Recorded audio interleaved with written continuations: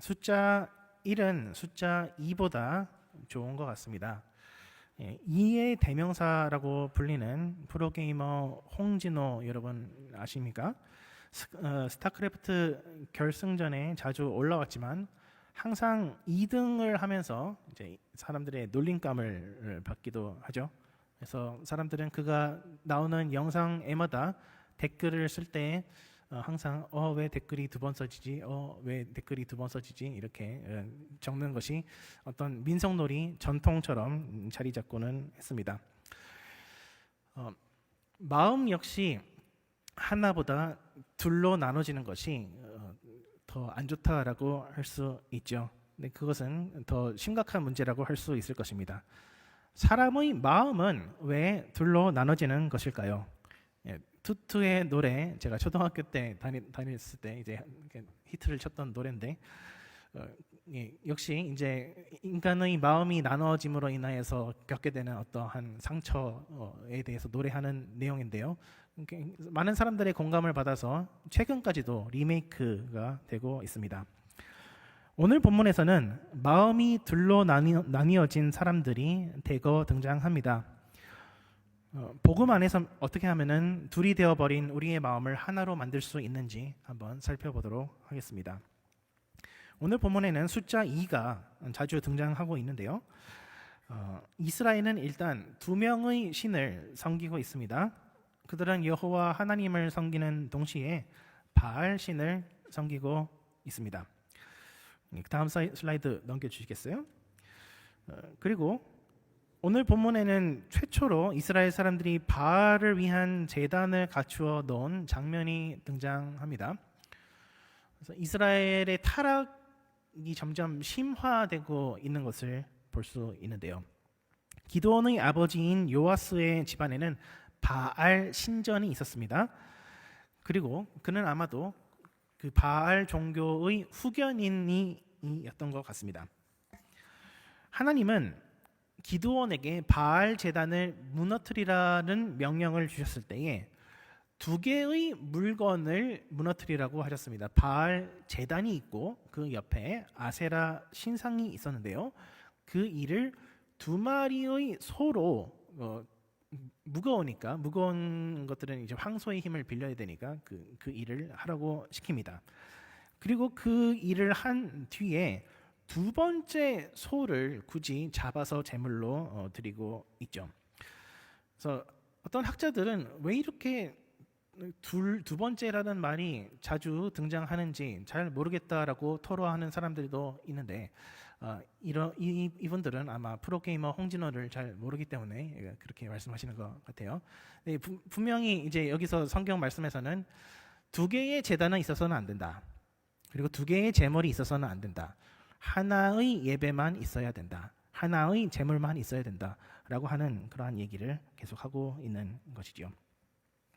그 이외에도 오늘 본문에는 숫자 2가 굉장히 많이 등장합니다. 기드온이 양털을 가지고서 하나님을 시험한 것은 너무나도 유명한 이야기죠. 시간 관계상 사사기 6장 전체를 읽지는 않았지만 다 같이 다룰 예정인데요. 근데 기드온이 양털을 가지고서 하나님을 시험하는 것도 마찬가지로 두 번 시험합니다. 한 번은 양털만 적게 해주시고 땅은 마르게 해주세요. 그랬더니 양털을 짰더니 물이 한 바가지가 나왔습니다. 근데 뭐 양에는 어떤 그 물을 흡수하는 능력이 있으니까 그런 거 아닌가 싶어가지고 하나님 한 번 더 부탁드립니다. 이번에는 양털은 마르게 해주시고 땅은 적게 해주세요. 라고 했더니 또 하나님 그거를 들어주십니다. 그런데 이처럼 기드온이 하나님을 시험했던 것은 첫 번째가 아니었습니다. 그가 처음 하나님의 천사를 만났을 때에 그는 음식을 대접하며 그에게 징조를 보여달라고 이미 했었죠. 하나님의 천사를 한참 동안 기다리게 만듭니다. 잠깐만 기다려 주시겠어요? 제가 금방 음식을 해 오겠습니다. 해서 한 것이 염소 한 마리를 요리하는 것과 그리고 밀가루 한 에바, 그게 한 20kg 된다고 해요. 그래서 그 수많은 그 밀가루 팬케이크인지 전인지를 만들어 또 오고 또 국을 한 솥을 끓여서 오는데 시간이 얼마나 많이 걸렸겠습니까? 하나님은 그걸 다 참아 주십니다. 그리고 그 여호와의 사자라고 되어 있는데 이제 구약 성경에서 여호와의 사자가 사람의 모습으로 나타난 경우는 많은 경우 예수님이라고 보시면은 맞아 떨어지는 부분들이 있는데요. 그 근거로는 여호와의 사자께서 또한 여호와 자신이시다라는 그러한 성경의 표현들이 있기 때문에 그러면은 여호와의 이 사자는 앞으로 이 땅에 오실 예수님이 미리 오신 것이겠구나 라고 우리가 이해해 볼 수 있을 것입니다. 이 예수님께서 그 음식을 바위에 놔둬라라고 하신 뒤에 지팡이를 거기다가 대자 불이 바위에서 나와가지고 불이 그것을 살라 버렸습니다. 그리고 예수님은 또 하늘로 올라가셨죠. 그러니까 기드온이 이것을 보는 것은 그러니까 기적을 체험하는 것은 그때가 처음이고 그리고 양털을 통해서 기적을 체험한 것은 또 두 번째라고 할 수 있겠습니다. 사람들은 기드온이 이처럼 하나님 앞에 이렇게 좀 징조를 구하고 하나님 내가 진짜로 전쟁에서 승리할 것입니까? 나한테 좀 알려주세요라고 하는 이 일들이 기도하며 구하는 일들이 어떤 사람들은 이게 좋은 징조, 좋은 신앙의 형태다. 어떤 사람들은 아니다라고 얘기하기도 하는데요. 기도원이 어떤 잘못을 저지르지 않았다. 기도원이 모범적인 신앙을 보여주고 있었다라고 하는 사람들은 이제 결국에는 끝내 그가 순종했다라는 점에 그것을 근거로 들죠. 결국에는 그가 바알 제단을 회파하였고 결국에는 그가 군대를 이끌고서 또 미디안 사람들을 대파하였습니다. 얼마나 무서운 일이었을까요? 그 무서운 일들을 앞두고 그가 하나님께로부터 확신과 평안을 구하는 것은 어쩌면 당연한 일일 수도 있습니다. 그러나 다른 한편으로는 어떤 학자들은 기드온이 믿음이 부족했기 때문에 그렇게 계속해서 하나님께 징조를 구한다라고 생각하기도 합니다. 특히나 그 6장 후반부에 보실 때 그가 구하는 기도의 내용에서 보시면은 하나님이 나의 손을 통해서 이스라엘을 구원하실지 나로 하여금 알게 하여 주소서라고 하는 부분이 나오는데요. 여기에서 그러면은 기드온의 관심사는 하나님께서 이스라엘을 구원하실지 하나님께서 미디안을 대파하도록 하실지에 관심이 있는 것이 아니라 결국에는 기드온 자신이 거기로부터 어떠한 영광을 취하는 것은 아닌지 사람들은 의심을 합니다. 게다가 그 기드온의 이야기를 끝까지 읽어보시면 나중에 기드온은 자기가 얼마나 기도를 잘 하는지 그 에봇을 하나 만들어 가지고 제사장이 있는 에봇이라는 옷을 가지고서 그것을 우상으로 만드는 전력이 남아 있게 되죠. 그러한 사실들을 통해서 볼 때 이것은 불신앙의 형태가 아니었나 사람들은 추측하기도 합니다. 해석이 두 가지로 갈린다라고 하는 것은 여러분 바람직한 일은 아닙니다. 정치인들 얘기를 하기가 굉장히 조심스럽긴 한데 좋은 정치인과 나쁜 정치인의 차이점은 제가 생각하기에는 법대로 하는 사람이 좋은 정치인이고 법대로 하지 않고 자기 편을 끌어모으려는 사람이 나쁜 정치인이라고 저는 생각하는데요. 일단 정치인으로서 세상이든 교회든 마찬가지로 올바른 길을 자기가 가지 않아 놓고선 지지자들한테 자기 좀 따라달라라고 하는 것은 자기 행동이 오히려 부족하기 때문에 그 결과적으로 사람들의 의견이 갈라지게 되는 것이죠. 기드온도 마찬가지로 우리 에훗의 이야기를 살펴볼 때는 에훗은 그런 망설임 같은 것이 전혀 없이 그냥 이 일을 저질러 버리고 그냥 이 순종해 버립니다. 그런데 기드온은 계속해서 마음에 망설임이 있어. 이 사람이 도대체 무슨 생각을 하는 건지 너무나도 궁금합니다. 그래서 이제 해석이 이만큼 갈라질 수밖에 없는 것인데, 그것은 또한 기도원의 마음이 두 갈래로 갈라져 있었다는 방증이 아닌가 싶습니다. 그 밖에도 이제 요아스라는 기드온의 아버지의 어떠한 그 행태도 마찬가지로 마음이 나뉘어져 있는 것을 볼 수 있습니다. 요아스라는 그 이름 안에 하나님의 이름이 들어 있음에도 불구하고 그는 바알 숭배를 적극적으로 후원하는 사람이었습니다. 바알의 제단을 자기의 집 앞마당에 둘 만큼 열성적인 바알 지지자였습니다. 그런데 이상한 거는 바알 제단이 회파됐다는 것을 알았을 때 사람들이 막 왁자지껄합니다. 이거 도대체 누가 한 거야? 수소문 끝에 기드온이 한 것을 알게 됩니다. 그랬더니 요아스는 바알의 후견인으로서 말을 하는 것이 아니라 기드온의 아버지로서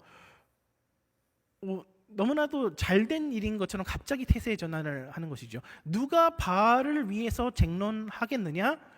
바알이 만약에 참신이라고 한다면 그가 스스로를 위해서 쟁론할 것이니라 라는 아주 멋진 이야기를 합니다. 그러나 이것이 과연 여호와 하나님만이 참신이시다라는 것을 그가 믿었기 때문에 그런 것이라고 생각되기는 굉장히 어렵지요. 이 사람의 마음 가운데는 자기 가족을 우선시하는 그러한 마음이 있었던 것 같습니다. 이스라엘 사람들도 마찬가지로 기드온 잡아 끌어내라, 어떻게 감히 바알 제단을 회파해 라고 하면서 그토록 바알 숭배에 열심히 모습을 보이다가도 또 갑자기 기드온이 나팔을 불며 하나님을 위해서 목숨을 걸고 싸울 사람 나오시오라고 하니까 또 순순히 하나님 앞에 나오게 됩니다. 이처럼 오늘 본문에는 어떻게 보면은 제대로 된 신앙을 가진 인물이 하나도 없는 것 같습니다. 정말로 순수한 마음을 가지고 투명한 마음을 가지고서 순전한 마음으로 하나님을 섬기는 인물이 한 명도 없는 것 같고, 다 각자 가진 그 이익대로, 각자 가진 그 생각대로 여기에서 유리하면 이쪽에 붙고 저기에서 유리하면 저쪽에 붙는 그러한 모습을 보여주고 있는 것 같습니다. 그런데 단 한 사람, 곧 하나님만 제외하고 그런 것 같습니다. 사람은 왔다 갔다 하지만 하나님은 일편단심이십니다. 하나님은 처음부터 당신의 생각을 명확하게 전달하시며 사람들이 어떻게 반응하는지에 따라서 하나님의 태도를 바꾸시지 않으십니다. 고통 중에 있는 이스라엘 백성들이 살려달라고 부르짖었을 때 하나님은 선지자를 보내어 주십니다. 그러니까 먼저 미디안 사람들을 제거한 다음에 너네 왜 그랬니? 라고 책망하는 것이 아니라 먼저 선지자를 보내서 너희 이렇게 살면은 안 된다 라고 지적하신 다음에 미디안을 대적하여 주십니다. 하나님께서는 말씀하십니다. 내가 얼마나 큰 은혜로 너희를 구원하였는지 한번 생각해보라 라고 말씀하십니다. 애굽에 있을 때 은혜로 내가 너희를 구원해 냈었고, 가나안 땅에 들어왔을 때 은혜로 가나안 7 족속들을 너희 앞에서 몰아내었었다. 그런 너희에게 내가 바라는 것은 단 한 가지였는데 곧 가나안 민족들을 두려워하지 말며 그들의 신을 두려워하지 말라는 것이었다. 그러나 너희는 그 말씀을 듣지 아니하였다라고 얘기하십니다.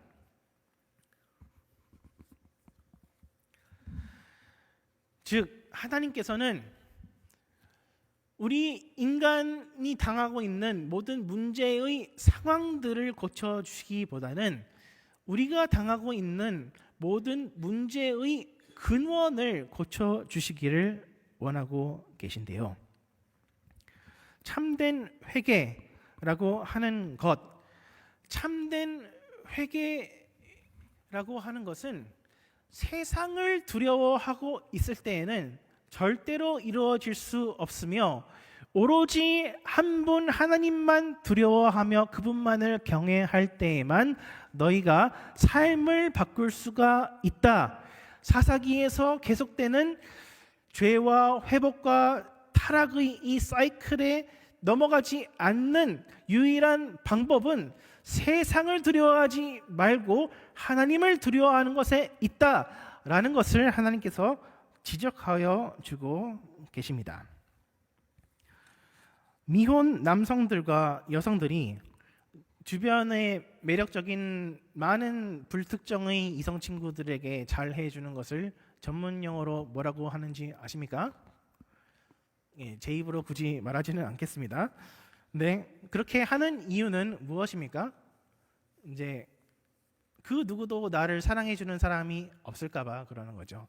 그리고 내가 만약에 어떠한 누구를 진심으로 좋아한다는 감정을 드러냈을 때에 거절받을까봐 두렵기 때문에 그러한 행동을 하는 것입니다. 그런데 그것이 사실 자기의 짝을 찾아가는 데에 방해가 된다는 사실을 사람들이 모르고 그렇게 하는 것 같습니다. 생각해 보면은 너무나도 쉬운 이야기이죠.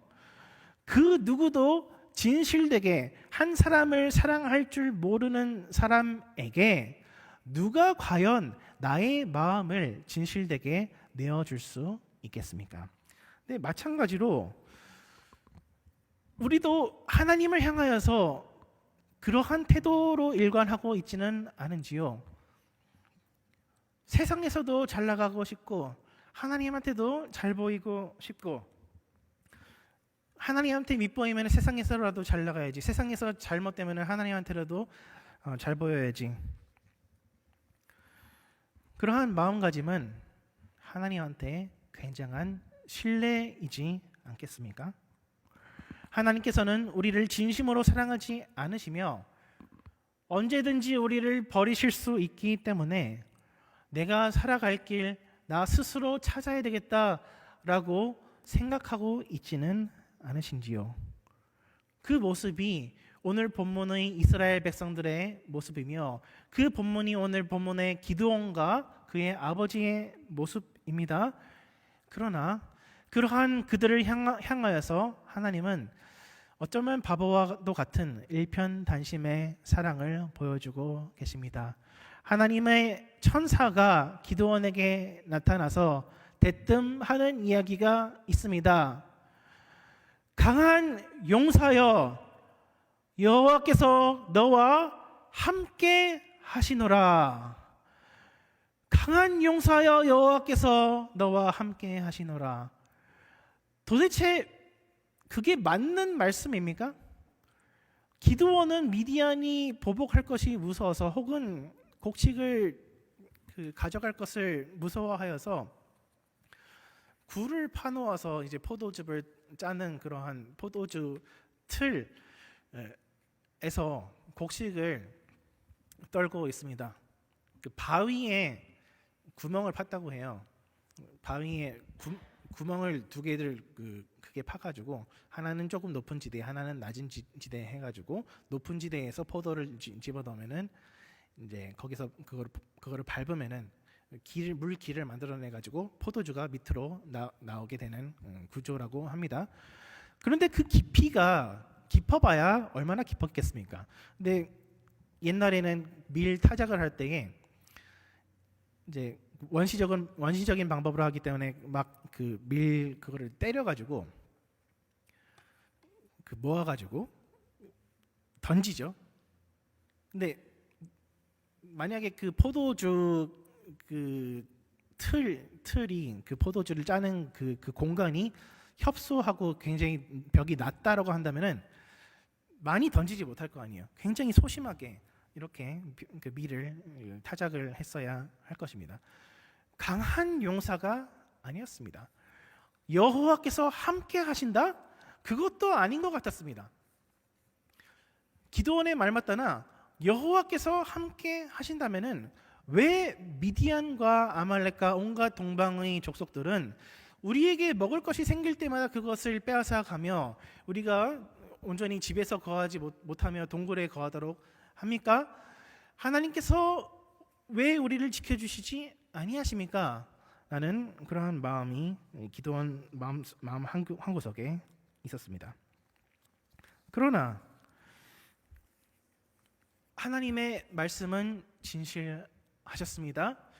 하나님은 기드온을 바라보셨을 때 여전히 강한 용사의 모습으로 아직은 아니지만 미래에 그렇게 될 것을 하나님께서는 아셨으므로 하나님께서는 기드온을 강한 용사라고 부르셨고, 비록 지금은 미디안의 손 아래에서 압제당하고 있지만 하나님께서는 이스라엘을 한 번도 마음속에서 놓으신 적이 없으시며 이토록 고통스러운 시간을 그들이 지나가고 있는 것은 하나님께서 떠나버리신 증거가 아니라 오히려 하나님께서 함께 하고 계시는 강한 증거라고 말씀하십니다.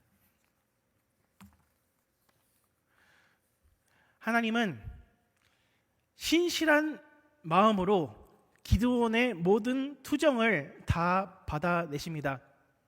오랜 시간 음식을 할 때까지 기다려 주셨고 징조를 구하자 불징조와 하늘로 승천하는 징조를 보여주셨고, 그가 아버지의 집에 있는 바알 제단을 회파하였을 때 그를 악한 사람들의 손에서 건져내셨으며 그에게 성령으로 옷 입히셔서 그로 인하여서 많은 군사들이 모집되게 하였으며, 또한 양털 시험에서도 하나님께서는 군말 없이 아주 인내하시며 기드온의 모든 요구사항을 들어주셨습니다. 그 결과 기드온은 너무나도 멋있는 용사로서 우리 성경 공부 시간에, 주일학교 시간에 설교됩니다. 모든 영광은 다 기드온이 가져간 것처럼 보이며 하나님은 뒷무대로 잠시 사라지시는 듯 합니다.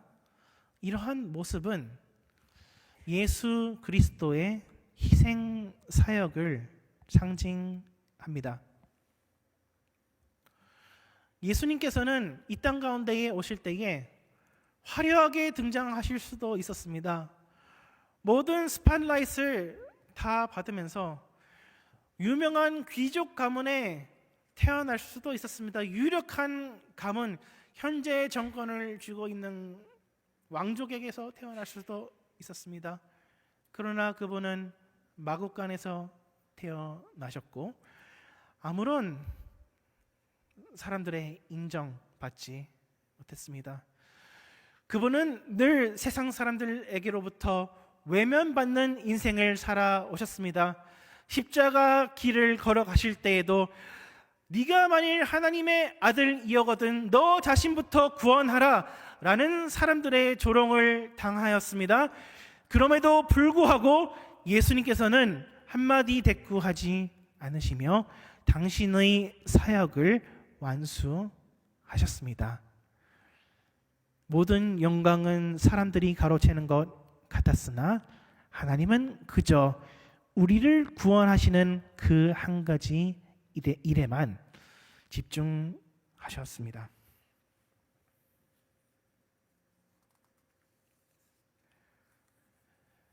그리고 이러한 하나님의 일편단심의 사랑을 이해하는 것이야말로 참된 회개의 첫 걸음이라 할 수 있습니다.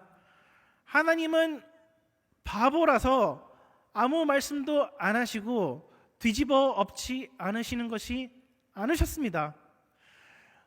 하나님의 일편단심 사랑을 보여주고 그 사랑을 깨닫는 것이야말로 계속해서 죄와 사망의 그 굴레에서 벗어나지 못하는 거기에 속박되어 있는 이스라엘 백성들이 오직 하나님의 은혜를 통해서만 거기서부터 벗어날 수 있기 때문입니다.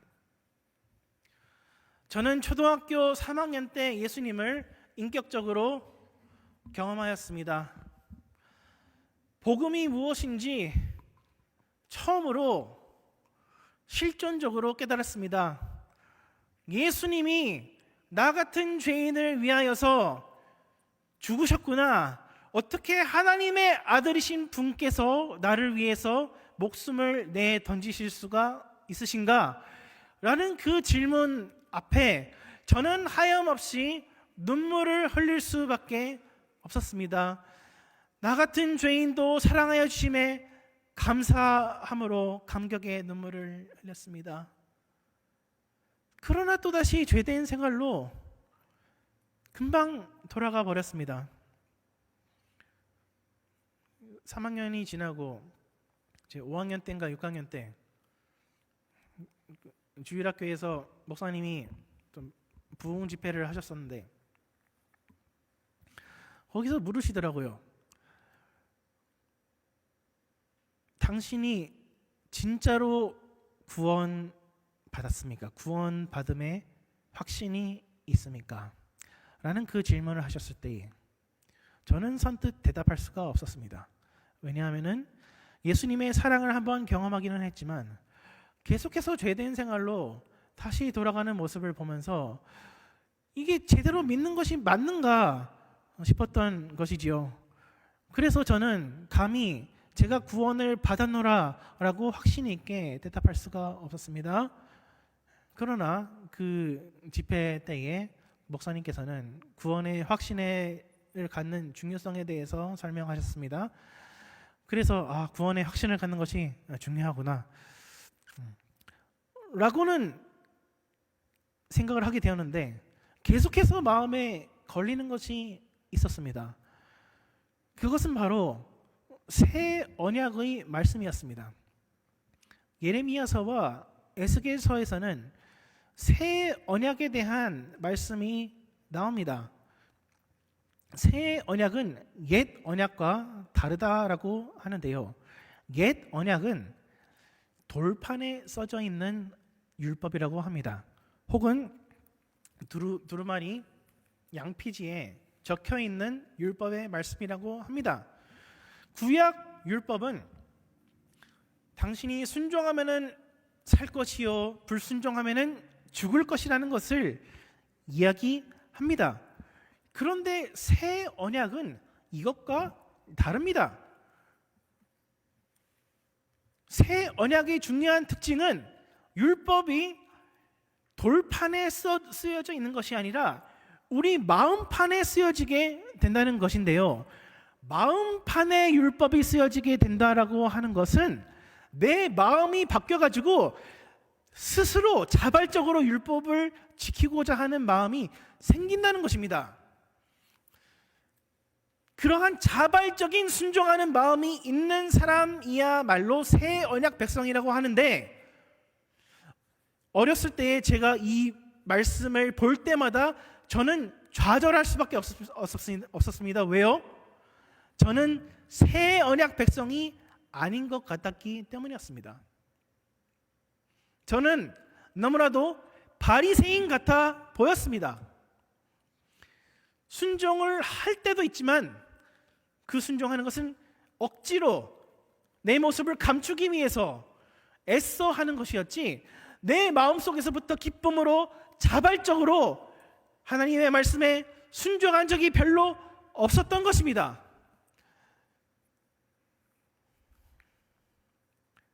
어떻게 하면은 새 언약 백성이 될 수 있나요?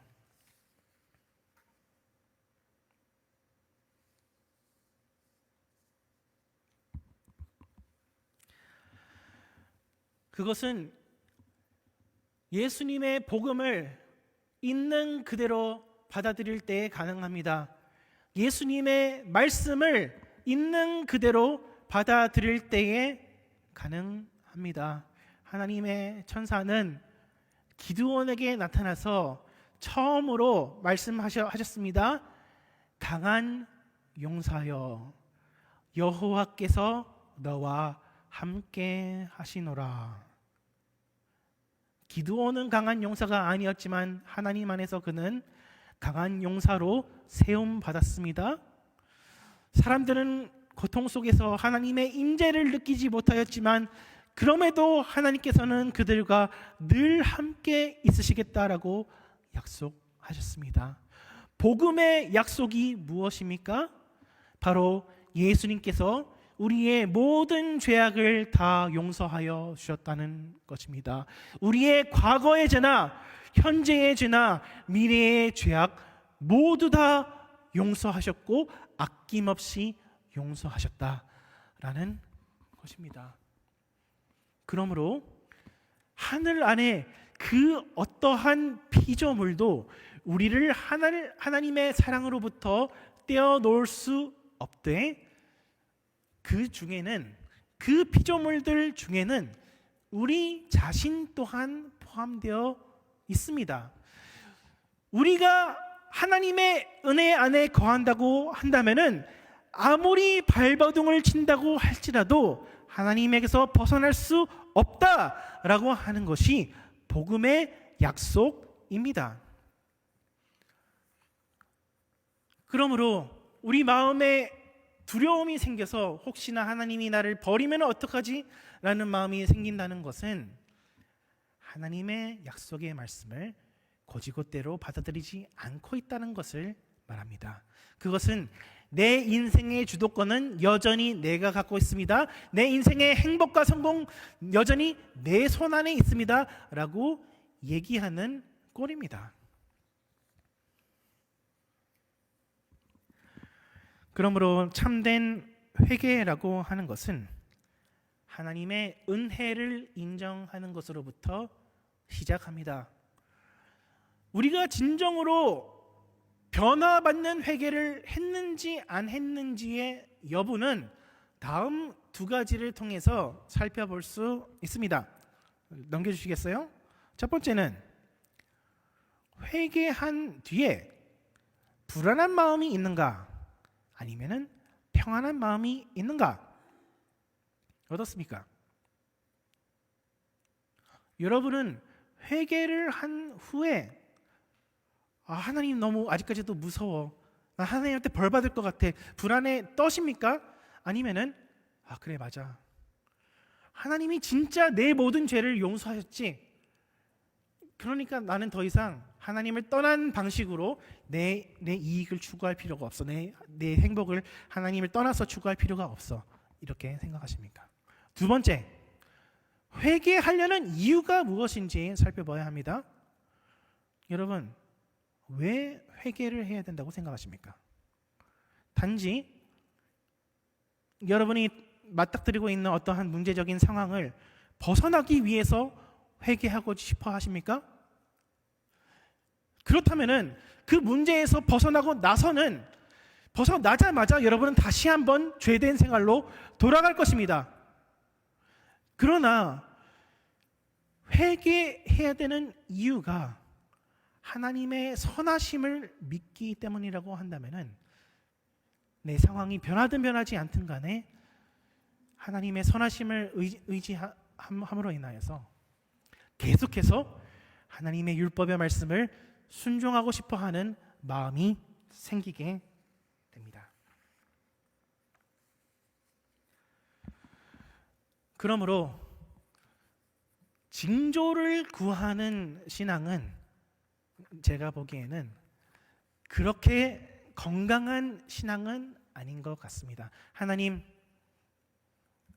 내가 지금 이 어려운 문제를 내 앞에 두고 있는데 여기서 제발 벗어나게 해주십시오. 물론 그런 기도 해야 됩니다. 그 기도 하지 말라는 얘기가 아닙니다. 그러나 그러한 기도를 할 때에 우리가 하나님과 줄다리기를 하고 있는지 아닌지를 우리 마음을 잘 살펴봐야 합니다. 그 일이 지나고 나서 내가 영광 받으려고 하는지, 아니면은 그 일이 지나고 나서도 온전히 하나님만 찬양하고자 하는지 우리의 마음의 움직임을 자세하게 살펴봐야 합니다. 하나님께서 우리에게 주신 가장 확실한 징조는 예수 그리스도 십자가의 징조입니다. 십자가 안에서 하나님의 사랑이 결단코 변하지 않는다는 우리에게 확실한 징조가 주어졌습니다. 말씀을 맺겠습니다. 차에서 제가 기독교 라디오를 듣다가 기독교 방송에서 이러한 노래 가사가 나왔습니다. I have to be kind to myself. 나 자신에게 친절해야 한다. Because I cannot change any way else. 그렇지 않고서는 내가 변할 수 없기 때문입니다. If the kindness of my Savior is how He changes me. 하나님께서 나를 변화시키시는 방법이 당신의 친절하심에 있다고 한다면은 then I can be kind to myself. 그렇다면은 나 또한 나 자신에게 친절할 수 있습니다. 여러분, 하나님의 눈으로 우리 자신을 바라보는 연습을 하시기 바랍니다. 아무리 죄의 영향력이 크다고 할지라도 내 힘으로는 죄의 힘을 이기지 못할 것 같다고 할지라도 그것이 끝이 아니라는 것을 기억하시기 바랍니다. 하나님께서는 여전히 지금 이 순간도 여러분을 향하여 강한 용사여 여호와께서 너와 함께 하시노라 라고 말씀하시기 때문입니다. 그 약속의 말씀을 붙잡으실 때에 우리는 우리 자신에게 친절할 수 있습니다. 그리고 우리가 우리 자신에게 친절할 수 있다라고 하는 것은 세상 그 어떠한 것도 두려워하지 않게 된다는 것을 뜻하며, 그러므로 더 나아가서 세상 사람들을 두려워하는 것이 아니라 그들에게 비로소 친절을 베풀 수 있는 존재로 바뀐다는 것을 의미합니다.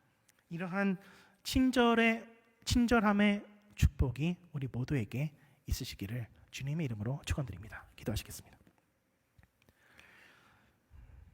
살아계신 하나님 아버지, 감사합니다. 우리가 무엇이간데 변함없이 두 마음 없이 한결같이 우리를 사랑하여 주시나이까 감사합니다. 그러나 우리 마음 가운데는 너무나도 교만함과 갈라짐이 많이 있어서 하나님의 그 말씀을 곧이곧대로 받아들이기를 힘들어합니다. 하나님 아버지, 이러한 우리의 연약함을 긍휼히 여겨주시옵고 온전히 당신의 시선 아래에서 우리 자신과 서로를 바라볼 수 있게 하여 주시옵소서. 감사드리며 예수 그리스도 이름으로 기도드리옵나이다.